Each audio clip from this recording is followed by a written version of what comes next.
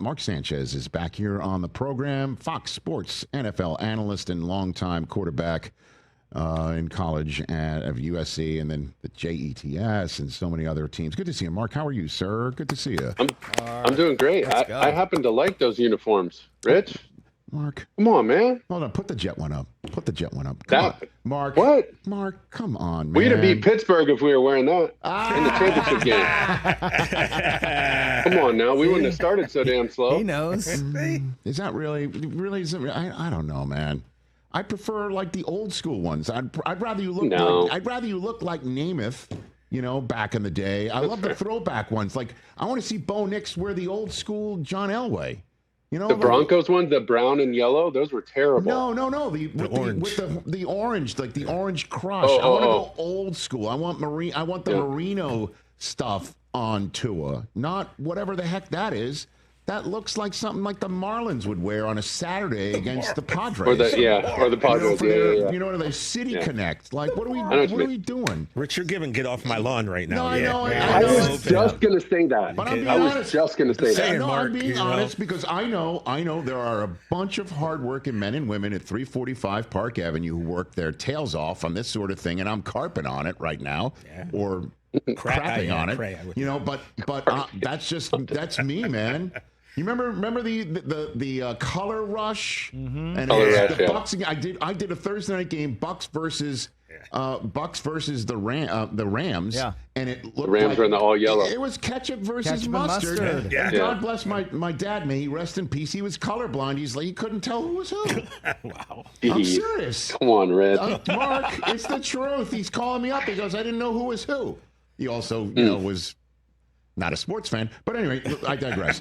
Good to see you, Mark. Speaking of the Denver Broncos, if I'm not mistaken, your first game, week 1 for Fox, is you've got Cam Ward and the Titans in his first career start in Denver. And I'll tell you, Mark, throughout the entire summer training camp season, I would ask information men and women when they come on this program, give me the team that everybody's talking about when they're texting you from other teams about what you know.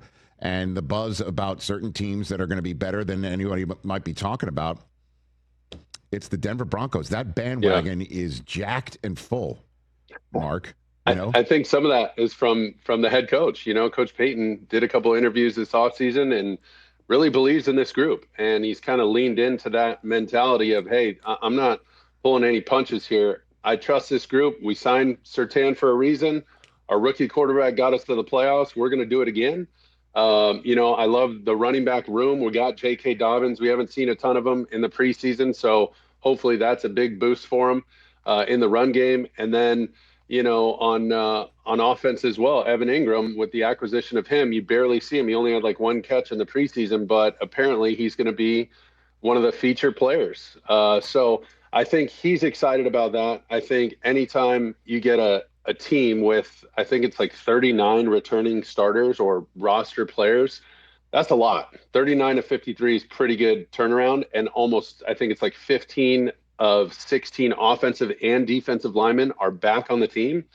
That continuity means a lot. So I think that's what's got them feeling that energy and that vibe in Denver that, hey, this is a team that might make a little run here at the division. And after watching the way things went down with the Chiefs later in the year last year, they're thinking, hey, Rashee Rice is gone for a few games. Man, we might get our shot here, and we got to take advantage of it. We're basically in our window is kind of the message that Sean Payton is sending to his guys and publicly. So it's a couple of interesting storylines without giving away everything in broadcast. I got my notes going already, but okay, yeah, I bet. The first round draft pick making his first start against a really tough defensive unit, probably one of the top 5 defenses in the league, at least projected, could be number 1, but going against Surtain and Benito and Zach Allen and then a Vance Joseph defense, I mean, that's a hell of a way to start a career on the road in Mile High. I mean, that's serious. And then, for Bo Nix, being the first round quarterback, taking your team to the playoffs after a decade drought of playoff appearances, and now the sophomore year. Well, what can you do next? You're only as good as this next game. It's the ultimate meritocracy here in the NFL. So what do you got next? And you're no longer a rookie. So show me that you're the franchise guy. And last year wasn't just a fluke. So there's plenty going into this game. I'm excited to call it. Well, if I'm not mistaken, Mark Sanchez, you started your career on the road, right? Your first career game was in Houston. In Houston, correct? Yeah. So what do you think is going to go through Cam Ward's veins that was going through yours on the? Let me get the date right. September 13th, 2009. 2009. Mark. The funny story about that game is I got so excited pregame. My high school coach was there. My dad was there on the sidelines. And then Joe Namath was right next to him. Oh, baby. Wow. Come on. So now. I'm walking out for pregame warmups, and I'm just like, oh, my God. Two of my heroes and then the hero for the New York Jets of all time are just standing there hanging out. And so I go over and talk to him. Then I go through my warm-up routine, and I go to get dressed. I didn't even tape my ankles. I forgot. I just didn't even think about it. And I've taped my ankles for every game since I was a little guy. I just didn't even think about it. Went out and played the game. We won, and I got to throw my first touchdown pass to Chauncey Stuckey. And I guess the rest was history. Rex was upset that I did throw the interception because it ruined the shutout. That was his first comment after the game. I love it. He said, I could have had a shutout in my first game. I was like, I think we won. I think we're good, but okay. Personal stats noted. Yep. So it was just it's a blur. And for those young guys, the best you can put the blinders on, almost like like one of those prize racehorses, those thoroughbreds. They put the blinders on, they get in there, from the paddock to their little lane, and don't worry about anything else. Don't look to the left, don't look to the right. Trust your feet, trust your eyes, and to the best of your ability, try and have fun. I know it's a chaotic environment. At the end, you'll look back and kind of take a breath and say, man, that was a real rush. What a thrill. What an enjoyable experience for me, my family, everybody that I know that helped me get here. I think he'll get there at some point. But in the moment, it's really hard to look back at that. And I think, the onus is on Brian Callahan, the head coach and coordinator. Give him some breather plays. Let him stack a couple completions early in the game. Some easy ones, just a quick little flat route, a slant route, something on the move, a wide receiver screen, tight end screen, just to kind of get a breath. Some of those, they call them breather plays because where the ball is going. The quarterback doesn't have to think too much. And, the less he's going to have to drop back, get to his third or fourth read, make a move in the pocket, and throw an accurate ball with a guy draped all over somebody, the better he's going to be in his first start. Eventually, he's going to have to do it more and more, and he might have to do it to win the game. But you probably don't want to major in that in his first start, but I think they'll be up for the challenge. Yeah, I mean, and again, doing it in Tennessee is one thing. You did it in New York. I did not know. It's just like a little different. There's Joe Namath. You mean the guy that everybody in the fan base keeps talking about because nobody's done anything pretty much at the position of significance like that since. And on the other side of things for the Giants, I'm wondering, advice for Jaxson Dart, who is not going to get the Week 1 start. And I don't know how much preseason action you saw of him, Mark, but he does seem to have this swagger, and I kind of understand why the Giants are like, let's protect the swagger when we're starting at Washington, at Dallas, home for Kansas City, home for the Chargers, with a trip to Philadelphia after a trip to Denver before Philadelphia comes to us. Like that, I just gave you almost half of the Giants' schedule right there. I kind of understand why the Giants are doing it. I give you the floor on that subject matter. Well, Mark. I think when it comes to starting a rookie, I think part of it is the player, and the other important factor is the team. Mm-hmm. Is the team ready to support a young player like this? That we will inevitably have to win games in spite of him, because he's going to turn the ball over. He's going to make mistakes. Can we do it with the supporting cast around him? For the Giants at this point, I'd say their defense is pretty nails. I love especially their first and second level with all the guys they got rushing up front, and Dexter Lawrence and Burns. They got Thibodeau. They got everything you want as a pass rushing group. And then at the backer level, okay, I love what he's done over there, coming over from Indy and really making a name for himself. I love their defense. Their back end solid, so they're good. On offense, I just don't know if they're ready to support Jaxson Dart as a rookie the entirety of a season, the entirety of a game. I think he'll get some plays. I think they'll have some stuff designed for him, maybe some quarterback design runs, maybe some of the RPO game. but I don't see that team as prepared for, a rookie to take that face of the franchise role starting day one, the way the Jets were positioned maybe in 2009. They had to win some games because, in spite of me, because I wasn't playing well my rookie year. It wasn't all sunshine and rainbows. We end up making the playoffs late, and then we have a pretty good little playoff run, and my numbers improved, my confidence improved, but it was a process to get there. And there was some dark days in the facility. And so I don't know if this team is quite equipped for that the way we were in 2009. And that's no knock on the player, on Jaxson Dart. It's just, I don't know if that team's ready for all that. I think another year, a couple reps, watching a pro like Russell Wilson do it for an entire year. If you can do that and withstand that, and the coach has a long enough leash, then I think that's the best situation for a young quarterback. Mark Sanchez here on the Rich Eisen Show. I've got the author Seth Wickersham coming in studio next hour. This book on quarterbacks revealed that Caleb Williams last year did not get any heads up or too much guidance from the coaching staff on how to watch film or what film to watch.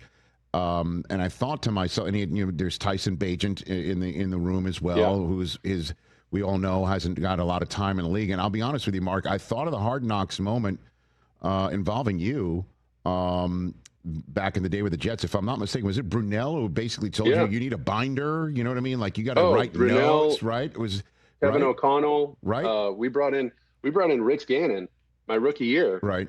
Just to go through your process through the week. What do you do on Monday? Right. What do you do on Tuesday? How do you work out? How do you eat? How do you take notes? We would watch tape. He would throw it up on the screen and say, "What are you looking at?" And I'm like, "The defense." What about it? Well, what about it? Right. Well, he goes, "Well, what's the front?" It's an over. Okay, so are you making a grouping of over fronts that you're going to see? Because I would if I were you. Because what else are you going to get? I said, "Well, I don't know." He goes, "Well, if you see over, you're probably going to see an under. You might see a bear. You might see a jam. You might see," and I was just like, "Whoa. Okay, yeah, let's go." Boom. And we started categorizing fronts. And then he said, when you walk up to the line of scrimmage, what are you looking at? So, well, you got to see the front first, where the backer's at, peek the corners, and then I got to keep my eyes on the safeties. He's like, great. 3x1, the backside safety is going to tell you the story. You better watch him all the time. One eye on him almost all the time. And then the premier players, you got to keep another eye on him. You better have 8 eyes, And so he was reminding me of what this position really demands. Him, Brunell, O'Connell. And I was blown away just going to practice last year, watching the Hard Knock stuff, that they didn't have a veteran. There were guys out there. Go get one of these guys that is not going to play. That's basically a coaching cleats. Somebody like a Josh McCown, right? Obviously he's coaching now, but somebody like that towards the end of their career, where if you get in a jam and he's got to play 2 games, hopefully he can win one of them. But we're not expecting this guy to start 10 games for us. He's here to help the rookie. Right. And McCown's in Minnesota right now on KOC's staff. And kind of, I guess, this subject matter, I brought it up to drive to the question of now Ben Johnson's there.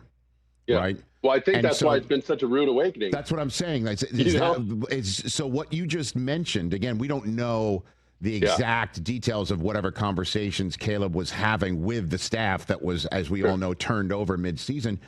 But is this the stuff that's being sent in Caleb's direction, and he's processing for the first time in a training camp, and we're going to see against Minnesota? Like, is that what's happening? And if so, how do you think it's going to work?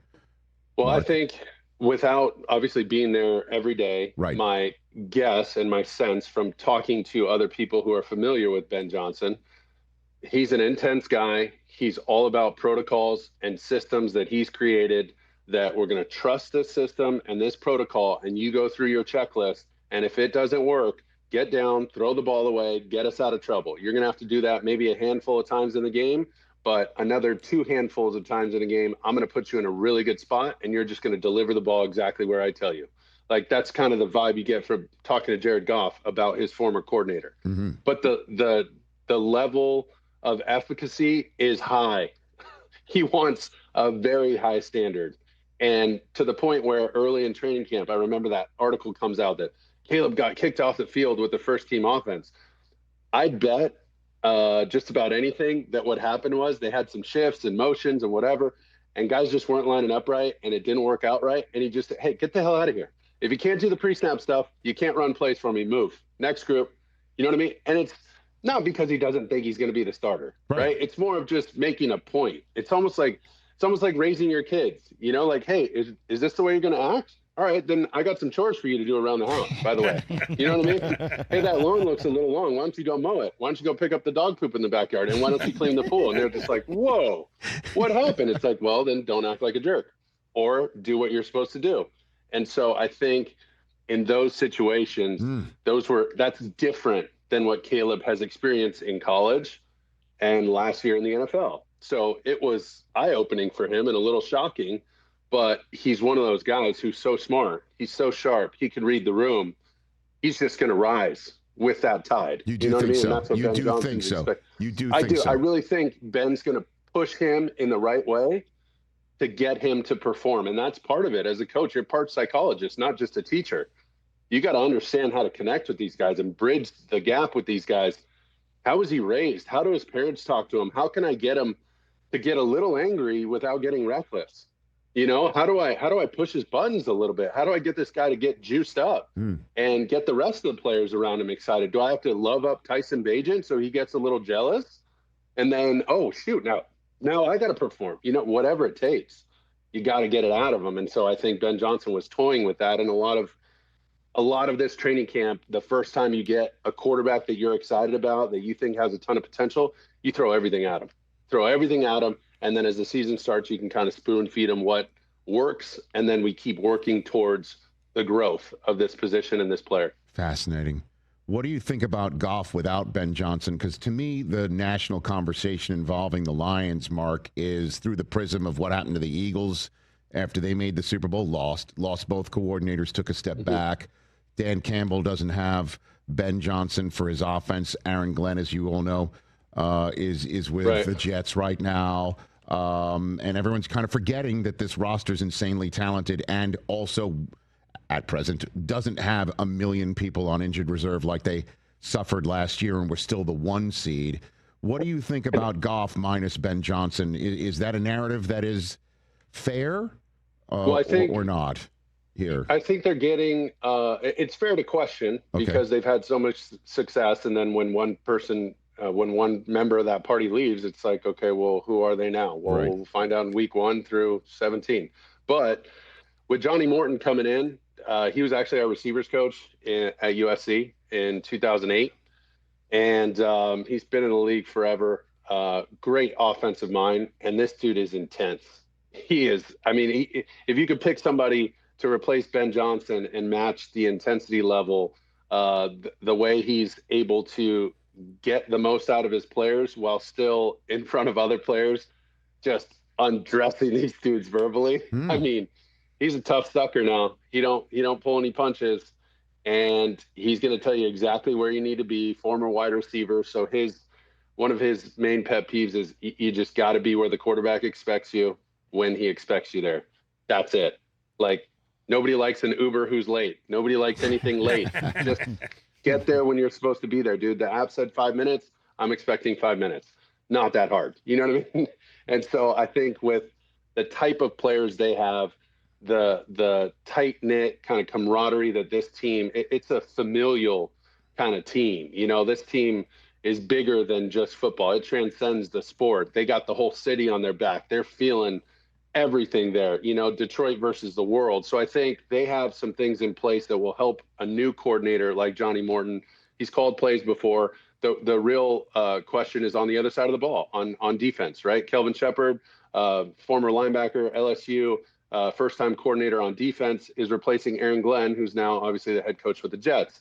Aaron Glenn, intense guy. Their whole crew is about that intense family dynamic in Detroit. So can these guys replace what they had and either match that success or surpass that success?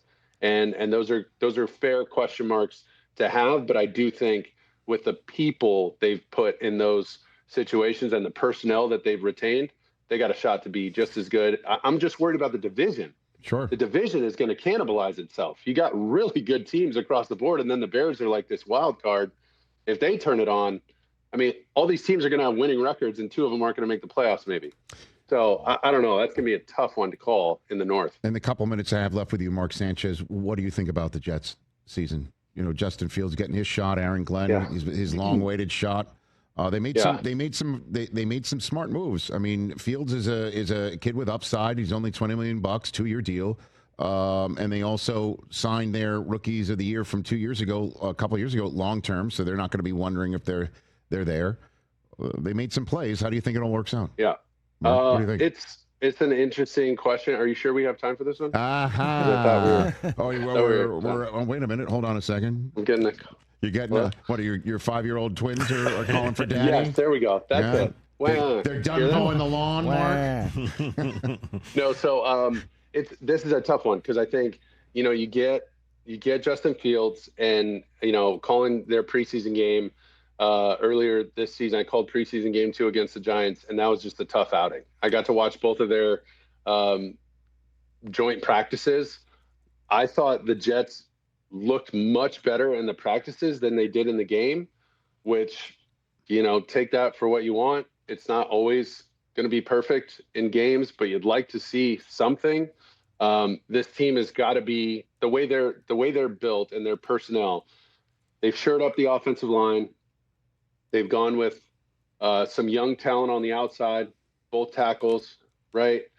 And they got to run the football. I mean, Braylon Allen and Breece Hall have to be absolutely worn out. And if they really want to be good and win some games, they're going to have to win with some tough defense, which Aaron Glenn is going to inject into this team. He's inheriting a solid group so long as, Johnston's healthy, coming back from some injuries, and then Quinnen Williams obviously missed a lot of the preseason. Is he going to be all right? You get those two guys together with some of their other veteran talent. I think they got a legit defense. I like where they're at on defense, but Justin Fields is going to have to be a part of the run game, and there's this need for a wide receiver too. Who's going to step up besides Garrett Wilson? Because he got doubled in that preseason game a couple times. They forced the ball to him. Balls on the ground, getting tipped away. You got to have somebody that the defense has to scheme and game plan for somebody other than Garrett Wilson. Is that going to be Mason Taylor, the rookie tight end? Is that going to be one of these other receivers by committee? Like, who's that going to be? Arian Smith from Georgia? We got to solve the drops.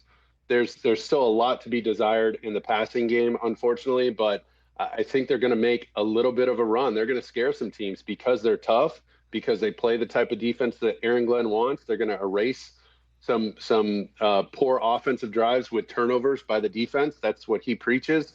You might move the ball between the 20s, but I'm taking that ball away at some point, and we're going the other way with it.